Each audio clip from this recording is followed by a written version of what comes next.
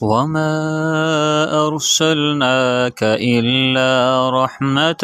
للعالمين مجھے کن سے کر تو قریب تر، مجھے کن سے کر تو قریب تر، مجھے اپنے در کی گدائی دے، مجھے اس جہاں سے غرض نہیں، مجھے اس جہاں کی رسائی دے۔ مجھے کن سے کر تو قریب تر، مجھے اپنے در کی گدائی دے، مجھے اس جہاں سے غرض نہیں، مجھے اس جہاں کی رسائی دے۔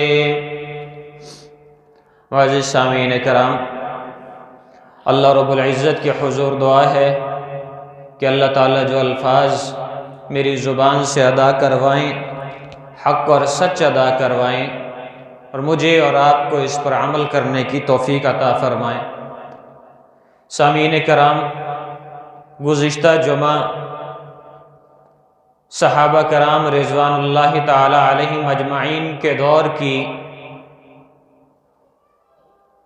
خلافت، الیکشن کمیشن اور الیکشن کا جو طریقہ ہے اس پر بات کی گئی تھی۔ آج میں اسی موضوع کو تھوڑا آگے بڑھاتا ہوں کہ اس وقت سرداروں میں یہود کے سردار بھی موجود تھے۔ جب محمد الرسول اللہ صلی اللہ علیہ وسلم کا انتقال ہوا، اس دنیا فانی سے رحلت فرما گئے، اس وقت یہودی سردار بھی موجود تھے، عیسائی سردار بھی موجود تھے، مشرکین میں سے کئی اقوام کے سردار موجود تھے، اور دوسری طرف محمد الرسول اللہ صلی اللہ علیہ وسلم کے شاگردوں میں سے سیدنا ابوبکر صدیق رضی اللہ تعالیٰ عنہ، سیدنا عمر فاروق رضی اللہ تعالیٰ عنہ، سیدنا عثمان غنی رضی اللہ تعالیٰ عنہ، سیدنا علی المرتضیٰ رضی اللہ تعالیٰ عنہ جیسے جلیل القدر صحابی بھی موجود تھے۔ ان میں جب الیکشن ہوا، ووٹنگ سیدنا ابوبکر صدیق رضی اللہ تعالیٰ عنہ کے حصہ میں آئی۔ میں مختصر خلاصہ بیان کر کے گزشتہ جمعہ کا اس موضوع کو آگے بڑھاتا ہوں۔ سلیکشن ہوئی سیدنا ابوبکر صدیق رضی اللہ تعالیٰ عنہ کی، اور حکم ہوا الیکشن کمیشن انچارج سیدنا علی المرتضیٰ رضی اللہ تعالیٰ عنہ کا، جس پر سیدنا ابوبکر صدیق رضی اللہ تعالیٰ عنہ نے اقتدار سنبھالا، خلافت سنبھالی، اور ان کے دور کا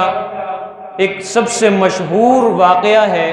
کہ سیدنا ابوبکر صدیق رضی اللہ تعالیٰ عنہ بذات خود کام کاج کے لحاظ سے بزنس مین تھے، تاجر تھے، کپڑے کا کاروبار کیا کرتے تھے، اور اس وقت جب خلافت مل گئی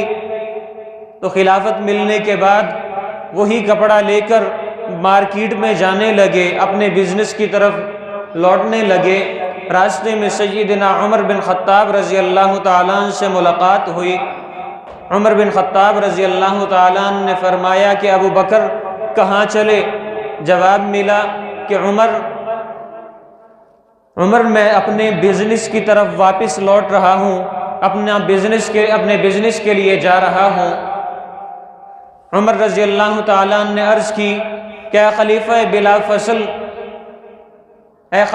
بلا فصل، اگر آپ آج کاروبار کی طرف جا رہے ہیں تو امت کا کیا بنے گا؟ آپ کو اقتدار سونپا گیا، امت کا کیا بنے گا؟ آپ کو خلافت سونپی گئی، رعایت کا کیا بنے گا؟ آپ کو حاکم بنایا گیا، آپ کے نیچے جتنے بھی محکوم ہیں ان کا کیا بنے گا؟ آپ اگر اپنے بزنس میں توجہ دیں گے تو آپ اس طرف سے توجہ ہٹا دیں گے، لہٰذا واپس لوٹیے اور آ کے اپنا اقتدار سنبھالیے، نہ کہ آپ آپ بزنس کیجئے۔ اب آپ کا بزنس، آپ کا کاروبار، آپ کی تجارت ختم ہو گئی، اب آپ کے ذمے ملک کا نظام ہے، ملک آپ کو اقتدار ملا، اس ملک کا اقتدار ملا، حجاز مقدس کا اقتدار ملا، اور اس اقتدار ملنے کے بعد آپ کی ذمہ داری بزنس کی طرف سے ختم ہو جاتی ہے، آپ اپنی مرضی سے کوئی کاروبار نہیں کر سکتے۔ اب آپ وہ کریں گے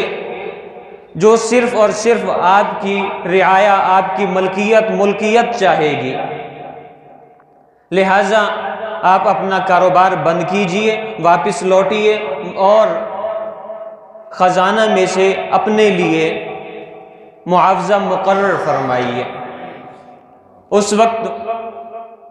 سیدنا ابو بکر صدیق رضی اللہ تعالیٰ عنہ کو لے کر عمر بن خطاب رضی اللہ تعالیٰ عنہ مسجد نبوی میں گئے، وہاں عثمان غنی رضی اللہ تعالیٰ عنہ کو بلایا، علی رضی اللہ تعالیٰ عنہ کو بلایا، ابو ہریرہ رضی اللہ تعالیٰ عنہ کو بلایا، امیر معاویہ رضی اللہ تعالیٰ عنہ کو بلایا، ایسے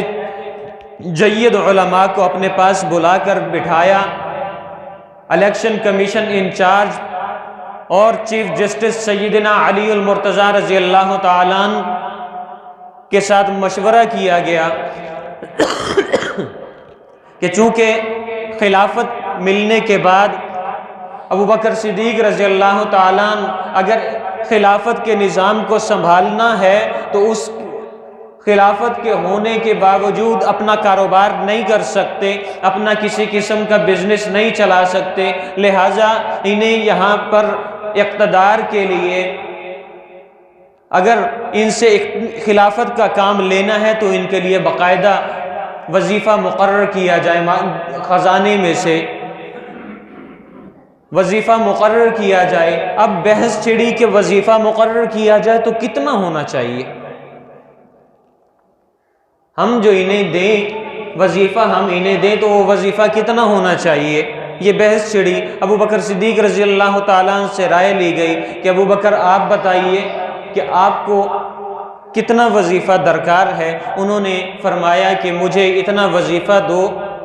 میری اتنی دہاڑی مقرر کی جائے جتنی مدینہ میں ایک مزدور کی دہاڑی دی جاتی ہے۔ تو ایک ساتھی ان میں سے بولے کہ خلیفہ بلا فصل، اگر آپ کو اتنی مزدوری ایک دن کی دی جائے تو آپ کے گھر کا نظام کیسے چلے گا، آپ خلیفہ ہیں۔ جواب دیا کہ اگر اس میں میرا گزارا نہ چلا تو میں مدینہ کے مزدور کی مزدوری کو بڑھا دوں گا۔ یہ نہیں فرمایا کہ میں اپنی مزدوری کو، اپنی تنخواہ کو بڑھانے کے لیے درخواست دوں گا، فرمایا کہ اگر میرا گزارا نہیں چلتا تو میں مدینہ کے مزدور کی مزدوری کو بڑھا دوں گا۔ ان کی خلافت کے بعد دوبارہ جب ان کا انتقال ہو گیا، دوبارہ الیکشن کمیشن بٹھائی گئی، دوبارہ اسمبلی بیٹھی، مشورہ ہوا کہ اب کیا کیا جائے۔ طے یہ ہوا کہ دوبارہ الیکشن کیے جائیں۔ دوبارہ الیکشن ہوئے تو ان میں ووٹنگ سیدنا عمر بن خطاب رضی اللہ تعالیٰ عنہ کو ملی۔ سیدنا عمر بن خطاب رضی اللہ تعالیٰ عنہ کو خلافت سونپی گئی۔ 22 لاکھ مربع کلومیٹر پر انہوں نے، مربع میل تک انہوں نے خلافت کی، اور ان کی شہادت کے بعد دوبارہ الیکشن کیے گئے اور دوبارہ سلیکشن سیدنا عثمان غنی رضی اللہ تعالیٰ عنہ کی ہوئی۔ سیدنا عثمان غنی رضی اللہ تعالیٰ عنہ کی خلافت کے بعد جب انہیں بھی شہید کر دیا گیا تو سیدنا علی رضی اللہ تعالیٰ عنہ نے دیکھا کہ اب آپ صلی اللہ علیہ وسلم کے 4 یاروں میں سے میں ایک رہ گیا، لہٰذا ووٹنگ نہیں ہوئی، سیدنا علی المرتضیٰ رضی اللہ تعالیٰ عنہ نے خلافت سنبھال لی۔ سیدنا علی المرتضیٰ رضی اللہ تعالیٰ عنہ کی خلافت کے بعد، شہادت کے بعد پھر یہ معاملہ الجھ گیا کہ اب کیا کیا جائے۔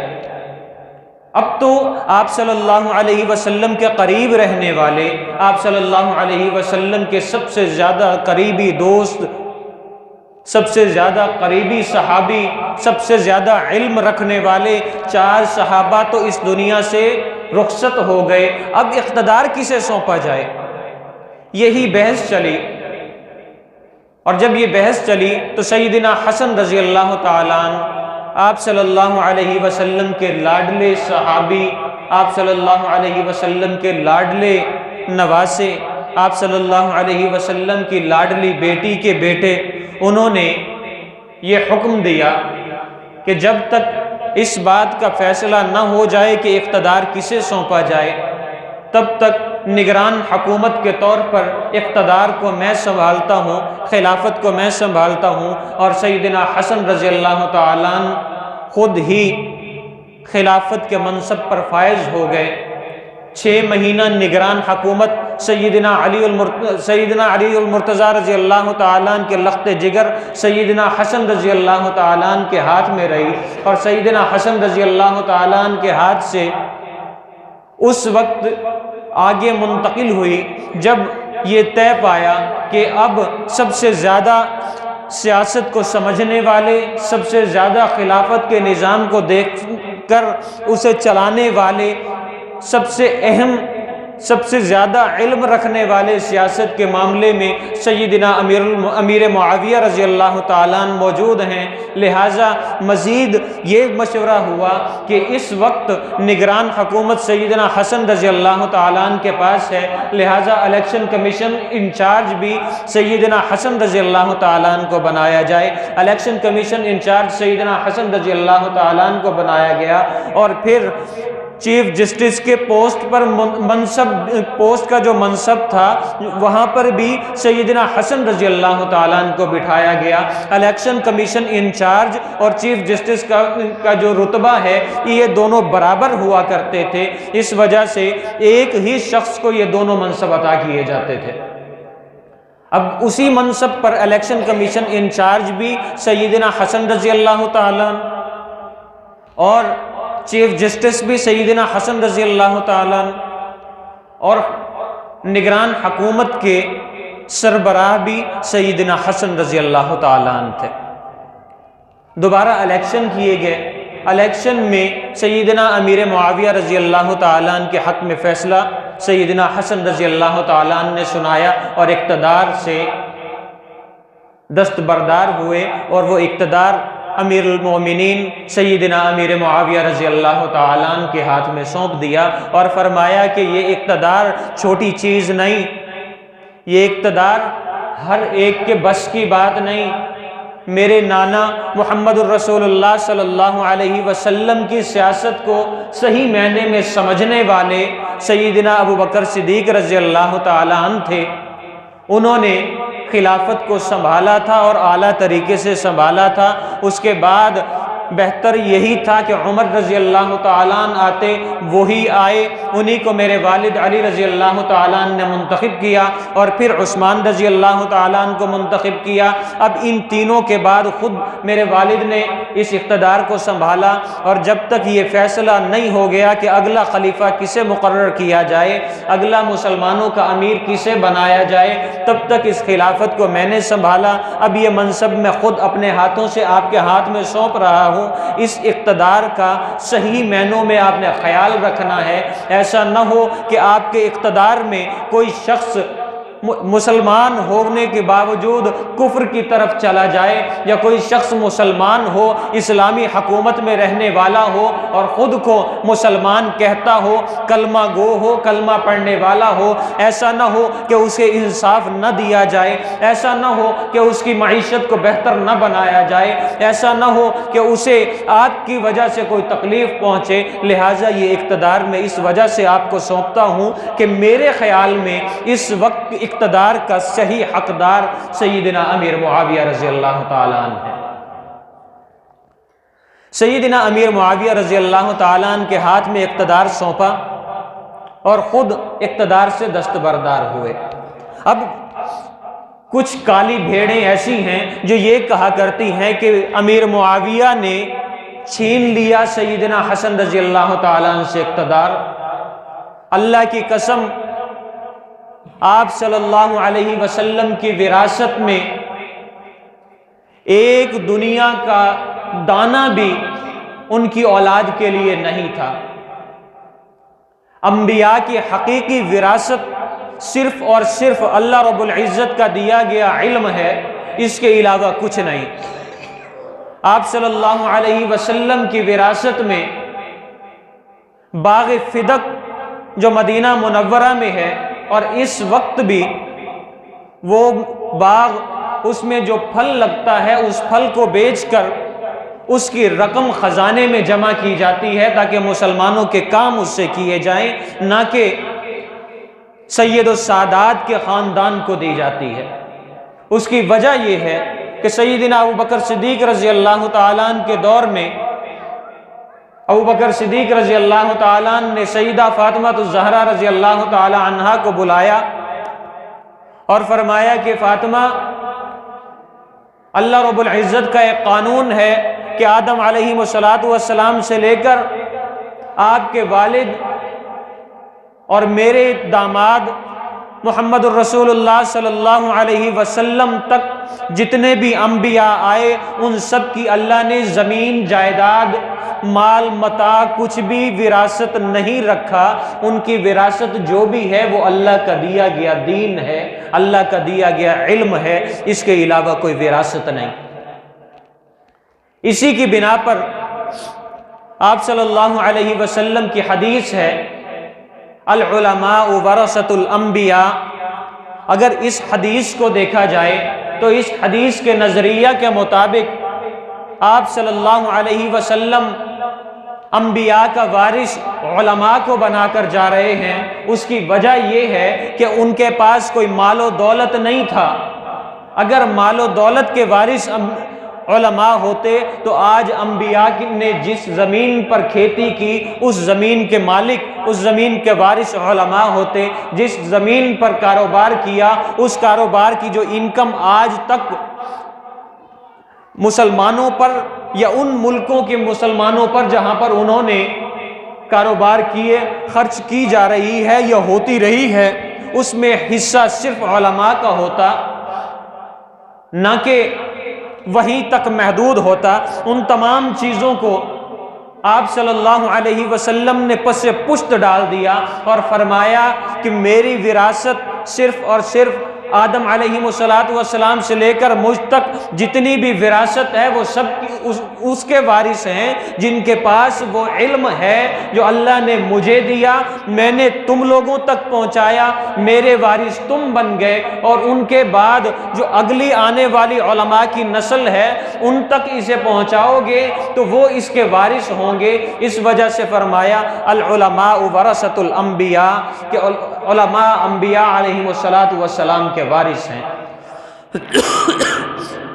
اب کہا یہ جاتا ہے، کچھ کالے یہ کہتے ہیں، کالے ناگ جب ڈسنے پر آتے ہیں تو یہ بکواس کرتے ہیں کہ باغ فدق میں ابو بکر نے زیادتی کی، خلیفہ بلا فصل علی تھے، خلیفہ اول علی تھے اور چھین لیا ابو بکر نے۔ علی سے ابو بکر نے چھینا نہیں بلکہ علی نے ابو بکر کو عطا کر دیا۔ عمر نے علی سے چھینا نہیں بلکہ علی نے منتخب کیا عمر کو خلافت کے لیے۔ عثمان نے چھینا نہیں بلکہ علی نے خود سونپا خلافت کے لیے عثمان کو، اور پھر علی خود منصب پر آئے کہ اب اس سے بڑا ذمہ دار اس منصب کو اور مجھے کچھ کوئی نظر نہیں آتا، رضوان اللہ تعالی علیہم اجمعین۔ اللہ رب العزت نے یہ آپ صلی اللہ علیہ وسلم کے جو یار بنائے، وہ اللہ نے قرآن پاک میں بھی ان کی وضاحت کر دی کہ علم میں سب سے بڑا کون، رحم کرنے والے میں سب سے بڑا کون، اسلام کے معاملے میں سخت سب سے زیادہ کون۔ امیر معاویہ رضی اللہ تعالیٰ عنہ کے بارے میں کہا جاتا ہے کہ سب سے سخت ترین قیادت،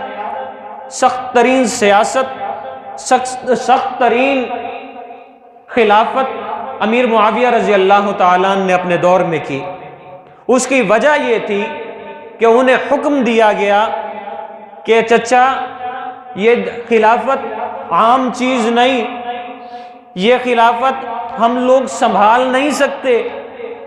اس خلافت میں ذرہ برابر بھی اونچ نیچ نہیں ہونی چاہیے، یہ خلافت یہ سیاست میرے نانا محمد الرسول اللہ صلی اللہ علیہ وسلم لے کر آئے۔ ابو بکر صدیق رضی اللہ تعالیٰ عنہ نے صحیح معنوں میں خلافت کو سنبھالا، سیاست کر کے دکھائی۔ عمر نے صحیح معنوں میں سیاست کر کے دکھائی۔ عثمان رضی اللہ تعالیٰ عنہما نے صحیح معنوں میں خلافت کر کے دکھائی۔ میرے والد علی رضی اللہ تعالیٰ عنہ نے خلافت کر کے دکھائی۔ مجھے اس حد تک سیاست کو سمجھنے والا کوئی نظر نہیں آیا، اس وجہ سے نگران حکومت میں نے اپنے ہاتھ میں لی کہ جب تک یہ فیصلہ نہ ہو جائے کہ سیاست کا صحیح حقدار کون ہے، تب تک یہ حکومت میرے ہاتھ میں رہے گی۔ کیوں؟ اس وجہ سے کہ علی رضی اللہ تعالیٰ عنہ کے بعد علی جتنا سمجھ تو میں نہیں سکتا مگر اس کے قریب تر میں تھا، اس وجہ سے میں نے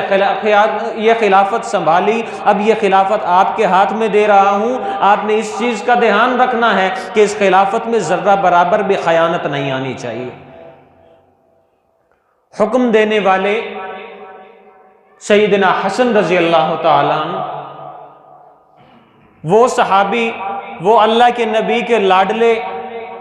کہ جب سیدنا ابو بکر صدیق رضی اللہ تعالیٰ عنہ نے پہلا خطبہ دیا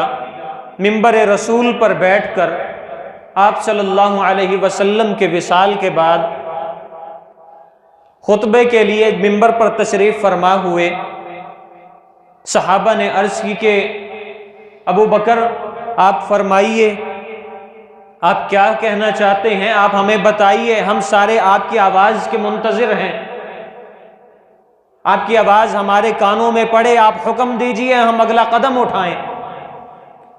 خاموشی سے متلاشی نظروں سے ادھر ادھر دیکھتے رہے کہ ایک طرف سے سیدنا حسن و حسین رضی اللہ تعالی عنہما دوڑتے ہوئے منبر رسول کی طرف آئے۔ جیسے ہی وہ منبر کے قریب آئے، ابو بکر صدیق رضی اللہ تعالیٰ عنہ منبر سے نیچے اترے، ایک اور دونوں نواسوں کو اٹھایا، حسن رضی اللہ تعالیٰ عنہ کو منبر کے دائیں طرف بٹھایا، حسین رضی اللہ تعالیٰ عنہ کو بائیں طرف بٹھایا۔ ان دونوں کو بٹھانے کے بعد خطبہ دیا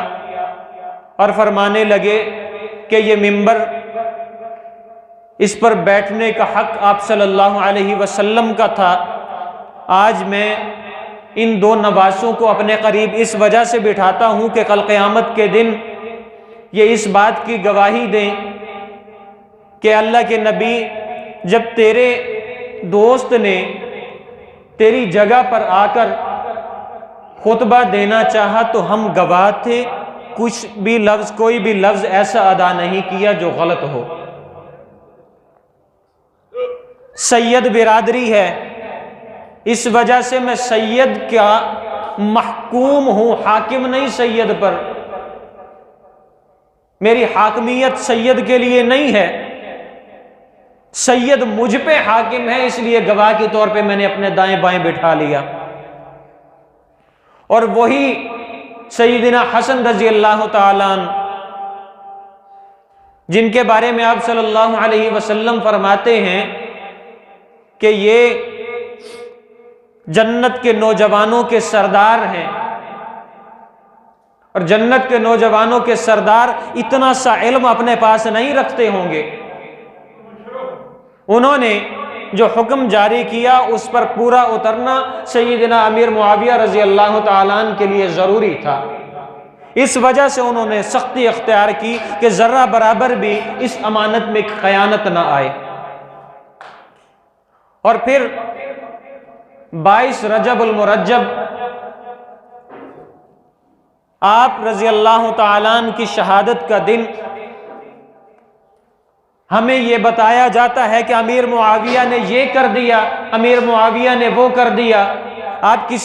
آپ میں سے کوئی بھی اپنے بچے کا نام علی معاویہ رکھو، ایسی کالی بھیڑیں آئیں گی آپ کو روکنے کے لیے کہ بڑا وزنی نام رکھ لیا تو نے علی معاویہ رکھ دیا، معاویہ تو بہت وزندار نام ہے، معاویہ تو تیرے بچے کی زندگی خراب کر دے گا، نعوذ باللہ۔ معاویہ کو ہمارا دشمن بنا کر پیش کر دیا گیا، میں کیسے مانوں کہ معاویہ میرا دشمن ہے؟ اٹھا حدیث دیکھ، جہاں پہ بھی آپ صلی اللہ علیہ وسلم پر قرآن کی آیت نازل ہوئی، کاتب قرآن معاویہ رضی اللہ تعالیٰ عنہ تھے۔ میں معاویہ رضی اللہ تعالیٰ عنہ کے بارے میں غلط کیسے سوچوں کہ میرے نبی صلی اللہ علیہ وسلم نے انہیں اپنے ساتھ رکھا، قرآن انہی سے لکھوایا، میں کیسے مان لوں اس تاریخ کو جو 140 سال بعد لکھی گئی، جس میں معاویہ کو دشمن بتایا گیا اسلام کا۔ 140 سال بعد جو مورخ لکھنے والا تھا اسے خواب میں بتایا گیا تھا کہ آپ صلی اللہ علیہ وسلم کے دور میں کیا تھا۔ آج اس کی خوشی میں، امیر معاویہ رضی اللہ تعالیٰ عنہ کی خوشی میں، وہی کالے ناگ کنڈے بناتے پھرتے ہیں اور ہم مسلمان بھی اسی راہ پر چلتے پھرتے ہیں۔ ہمارا اپنا عقیدہ بھی ڈگمگانے لگ گیا ہے، ہم خود بھی یہ نہیں سوچتے کہ ہم جو کام کر رہے ہیں وہ حقیقت میں اسلام کا شعار بھی ہے، اسلام اجازت بھی دیتا ہے۔ ہمیں سیاست چاہیے عمر رضی اللہ تعالیٰ عنہ کے دور کی، ہم بیچتے پھرتے ہیں اپنے ووٹوں کو۔ ہمیں دین چاہیے محمد الرسول اللہ صلی اللہ علیہ وسلم کے دور کا، اور ہم مانگتے پھرتے ہیں عیسائیوں سے، یہودیوں سے، نصرانیوں سے۔ جب ہمیں دین کے کوئی مسئلے کا ہمیں معلوم کرنے کی ضرورت پیش آتی ہے کہ اب کوئی مسئلہ بھی ہم پوچھ لیں، تو ہم فوراً موبائل اٹھاتے ہیں، امام گوگل لعنت اللہ علیہ پر سرچ کرتے ہیں، جو بھی وہ بکواس کرتا ہے ہم اس پر عمل کر لیتے ہیں۔ ہماری زندگی میں اسلام نام کی چیز میرے خیال میں تو کہیں نہیں رہ گئی۔ ہماری شادیاں ہندوؤں کے طریقے پر، ہماری اموات ہندوؤں کے طریقے پر، ہمارا رہن سہن یہودیوں کے طریقے پر، ہمارا لباس عیسائیوں کے طریقے پر، ہماری تربیت غیر اللہ کو ماننے والوں کے طریقے پر۔ آج ہمارے بچے کو یہ پتہ نہیں کہ اللہ کون ہے، اللہ کہاں ہے، یہ پتہ نہیں کہ انبیاء کتنے آئے تھے، یہ پتہ نہیں کہ صحابہ کون ہوتے ہیں، صحابہ کسے کہتے ہیں، یہ پتہ نہیں ولی کسے کہتے ہیں، یہ پتہ نہیں کہ لا الہ الا اللہ محمد الرسول اللہ کا حقیقی مطلب کیا ہے، یہ پتہ نہیں کہ آپ صلی اللہ علیہ وسلم کی زندگی میں جو غزوات آئے تھے اس غزوہ کا جو نام دیا گیا وہ غزوہ کا مقصد کیا ہے۔ ہمارے بچوں کو اس چیز کا کوئی علم نہیں، اور ہم کہنے کو مسلمان اور کلمہ گو ہیں، ہم آپ صلی اللہ علیہ وسلم کے امتی ہونے کے دعوے دار ہیں۔ اللہ کی قسم اگر میں اپنے اندر دیکھتا ہوں جھوٹ میرے اندر پایا جاتا ہے، مسلمان کا شعار نہیں۔ گالم گلوچ میری زبان سے نکلتی ہے، مسلمان کا شعار نہیں۔ جھوٹ سچ پر قسمیں کھاتا پھرتا ہوں، جبکہ مسلمان قسم نہیں کھا سکتا جب تک کسی کی موت نہ ہو جائے۔ مسئلہ ہونا کہ مثال کے طور پہ میری یہ چیز چوری ہو گئی، یہ موبائل میرا چوری ہو گیا، اب میرے علم میں نہیں کہ چور کون ہے، میں کسی ایک پر الزام لگاتا ہوں، وہ شخص ایسا نہیں ہے، اگر اس پر میں الزام لگاتا ہوں تو حاکم وقت اس کے ہاتھ کاٹ دے گا، تب حکم ہے کہ اب قسم اٹھا۔ اور میری قسم کہاں ہوتی ہے؟ اللہ کی قسم میں باہر دیکھ رہا تھا، اللہ کی قسم میں نے اس سے نہیں چھینا، اللہ کی قسم میں نے اس سے بات نہیں کی۔ یہ مسلمان کا طریقہ نہیں ہے۔ قسم کو ہم نے مذاق بنا لیا، ماں بہن کی گالی ایک دوسرے کو مذاق میں دیتے پھرتے ہیں۔ کیا اسلام یہ تربیت دیتا ہے؟ نماز ہم لوگوں میں سے نکل گئی، کیا اسلام یہ تربیت دیتا ہے؟ ہم لوگوں میں سے انسانیت نکل گئی، اسلام یہ تربیت دیتا ہے؟ اگر بات کی جائے، 4 لوگ جمع کیے جائیں اور کہا جائے کہ بھائی جس طرح آج ہم اکٹھے ہو کر بیٹھے ہیں، مسجد میں بھی اگر ایسے نماز پڑھنا شروع کر دیں تو ہمارے محلے میں کوئی سیدھا کام ہونا شروع ہو جائے گا، تو جواب یہ ملتا ہے کہ بھائی مہربانی کر اپنے دین کو ایک طرف رکھ، تو کہ یہودی ہے، یہودیوں کی طرف سے آیا ہے کہ دین کو ایک طرف رکھ، میں اپنا کام نکلوا لوں۔ بغیر دین کے تو پیدا بھی نہیں ہو سکتا، مر بھی نہیں سکتا، زندگی گزار نہیں سکتا، تو پھر کس طریقے سے تو دین کو ایک طرف کرتا ہے؟ خدارا اپنی زندگی کو بھی دیکھیں، اپنی اولاد کی تربیت کو بھی دیکھیں، اپنے معاملات کو بھی دیکھیں۔ اللہ نے قرآن پاک میں فرمایا ہے ان الصلاۃ تنہا عن الفحشاء والمنکر کہ تو نماز پڑھ، تیرے اندر سے فحاشی برائی ہر عیب نکال دوں گا۔ دوسری طرف اللہ فرماتے ہیں کنتم خیر امۃ اخرجت للناس تأمرون بالمعروف وتنہون عن المنکر کہ تم بہترین امت ہو، لوگوں کی نفع رسانی کے لیے نکالے گئے ہو۔ کیا میں آج کسی کے نفع کے لیے نکلا ہوں؟ میں تو یہ دیکھتا ہوں کہ اس سے چوٹ کہاں پہنچانی ہے۔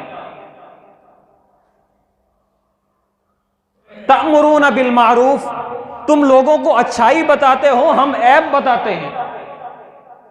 وتنہون عن المنکر، تم لوگوں کو برائی سے بچاتے ہو اور ہم برائی پر مجبور کرتے ہیں۔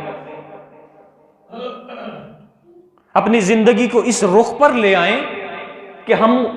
میں خود یہ کہہ سکوں کہ میں مسلمان ہوں، اگر میں کسی کو دعوت دوں تو یہ کہہ سکوں کہ بھائی تو میرے جیسا بن جا، کامیاب ہو جائے گا۔ ہم میں سے کوئی کہہ سکتا ہے؟ اللہ سے دعا ہے کہ اللہ تعالی ہمیں ووٹ کے صحیح حقدار کو ووٹ دینے والا بنائے، اللہ ہمیں دین پر چلنے والا بنائے اور دین پر اپنے بچوں کی تربیت کرنے والا بنائے۔ وآخر دعوانا الحمدللہ رب العالمین۔